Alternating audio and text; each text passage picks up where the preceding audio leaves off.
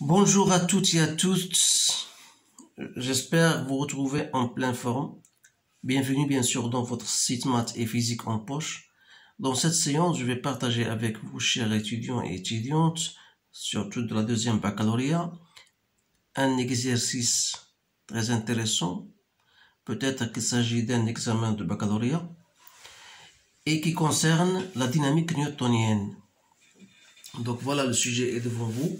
Donc il faut d'abord stopper la vidéo pour comprendre le sujet parfaitement et répondre aux questions. Donc voilà les questions, il y a dans une autre page.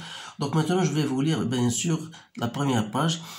Donc cette piste là, donc voilà, figure est constituée d'une partie rectiligne A'P', inclinée d'un angle alpha par rapport à l'horizontale, d'un problème P'C', qui est circulaire, et d'une zone d'atterrissage pi. Voilà. Dans tout l'exercice, les frottements sont négligés. Alors là, lorsque vous lisez, il faut bien noter ces choses-là. Et l'étude du mouvement du centre d'inertie est réalisée dans le référentiel terrestre considéré comme galiléen. On vous donne la valeur de bêta, l'intensité de la pesanteur, on vous donne la masse du solide, du système, qui est la moto et la personne. Alors là, bien sûr, la moto, bien sûr, on va lire la suite, l'étude du mouvement, voilà la suite. Donc, à un instant choisi comme origine des dates, le système S, il s'élance sans vitesse initiale. Voilà, sans vitesse initiale à partir du point A, où le centre G est confondu avec le point A. Le système est soumis au cours de son mouvement sur la partie A'P' à la réaction du plan incliné et à son poids et à une force motrice. Donc à chaque fois que vous lisez votre sujet, il faut bien noter ces choses-là. Donc vous avez ici trois forces. Donc la force F constante dont la ligne d'action est parallèle à la trajectoire, bien sûr.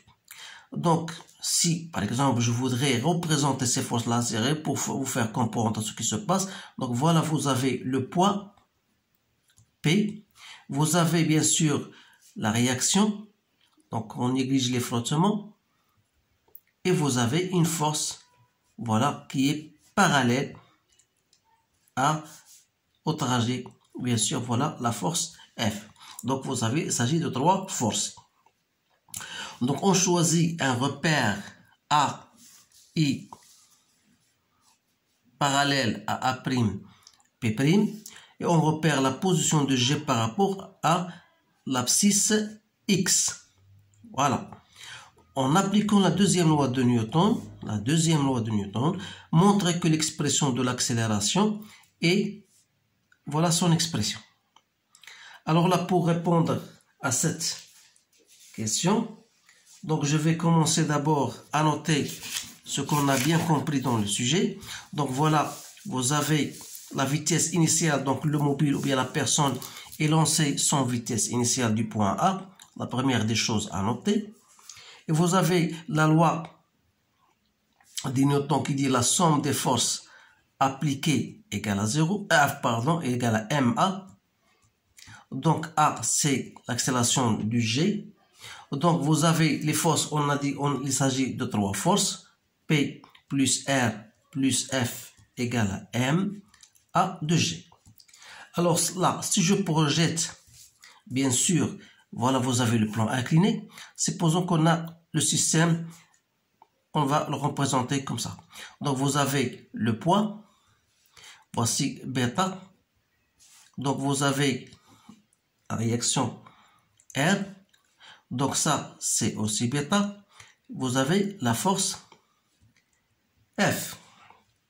Donc là, je projette selon le point AI.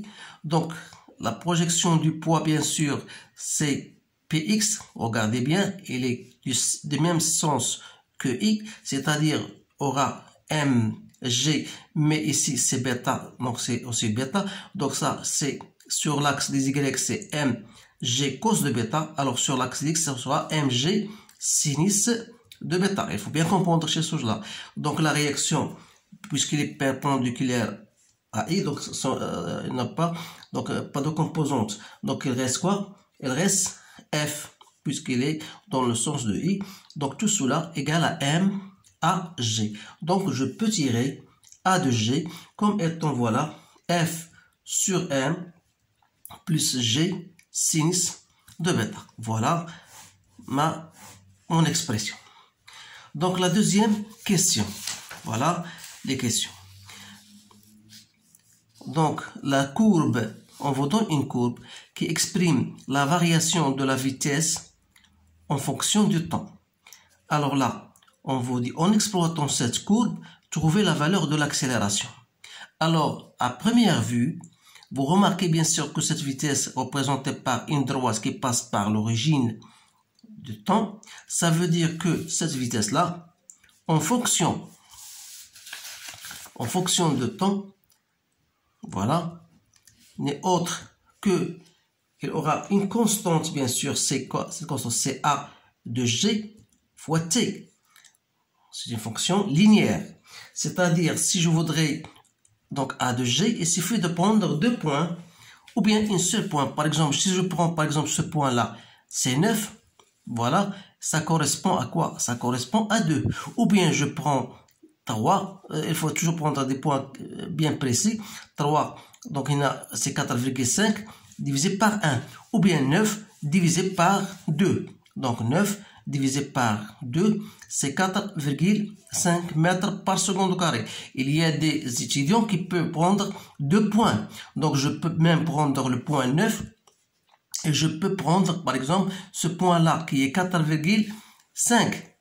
Puisque entre 3 et 6, il y a 3. 3 divisé par 2, c'est 1,5. Donc ça me donne 4,5. Sur 9, ça correspond au point 2. Et 4,5, ça correspond au point 1. Toujours, j'aurai 4,5 sur 1. Donc c'est 4,5 mètres par seconde. Remarquez bien sûr toujours le même résultat. Voilà l'accélération. On a déterminé l'accélération.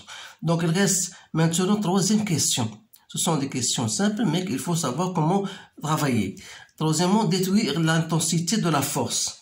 Or, l'intensité de la force, on a déjà, d'après l'expression obtenue ci-dessus, on a F sur M égale à AG moins G sinus de bêta. C'est-à-dire que F égale à M AG moins G sinus de bêta. Voilà.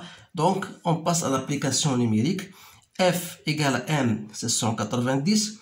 4,5 G c'est 10. Et on vous donne bêta égale à 10. Donc, vous allez trouver 525 newtons. Voilà F. Écrire maintenant l'expression numérique de l'équation horaire x de t en fonction de temps. Alors là, x de t, vous le savez en cours, c'est toujours 1 demi a g t au carré plus v0t plus x0. Alors v0 c'est quoi? C'est la vitesse initiale. Et puisque ce système-là est lancé sans vitesse initiale, c'est-à-dire va égale à 0, x0 on a pris comme origine d'espace CO, donc x0 égale à 0. Donc qu'est-ce qu'il reste? Il reste x de t égale à 1 demi à g t au carré, c'est-à-dire 1 demi, c'est-à-dire je multiplie par 4,5, 4,5 divisé par 2, ça me donne 2,25, il reste t au carré. Voilà l'expression de x de t. Maintenant, cinquième question. On vous donne AB égale à 36 mètres, c'est-à-dire, voilà, AB.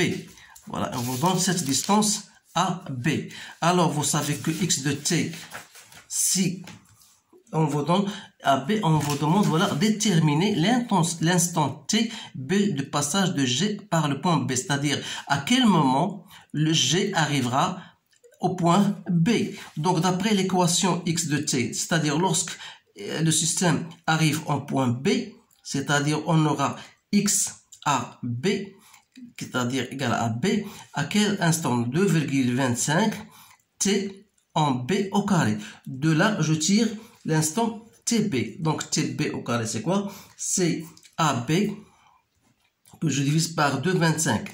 AB c'est 36, divisé par 2, 25, ça me donne 16. Donc, ça veut dire que t en b, donc c'est 4 secondes. Voilà l'instant, bien la durée. Maintenant, sixième question, la dernière question, c'est calculer la vitesse en b, la vitesse de passage de G par le point B. Alors, toujours, je vais étudier ou bien je vais travailler avec la vitesse en fonction de temps. C'est déjà trouvé, c'est A de G fois T. Donc, lorsque le système, ou bien le solide, ou bien le système arrive au point B, on aura AG à T à l'instant B. C'est-à-dire que cette vitesse-là, lorsque le système arrive au point B, aura égal à 4,5, que je multiplie par TB, donc multiplié par 4. Donc, ça me donne 18 mètres par seconde. Voilà la réponse à ce sujet. Donc, vous remarquez bien que c'est un sujet simple, mais qui nécessite bien sûr la compréhension de vos cours, la compréhension approfondie de votre cours, parce que si jamais vous n'arrivez pas à comprendre comment utiliser la seconde loi de la dynamique, la seconde loi de Newton, alors là, il y aura un problème. Donc, je vous conseille de savoir comment exprimer cette loi, comment faire la projection vectorielle de la relation vectorielle dans un repère orthonormé comme ce qu'on nous a donné dans ce sujet-là. Alors, je vous remercie de votre compréhension, je vous remercie de votre attention et je vous souhaite une bonne chance et je vous dis à bientôt.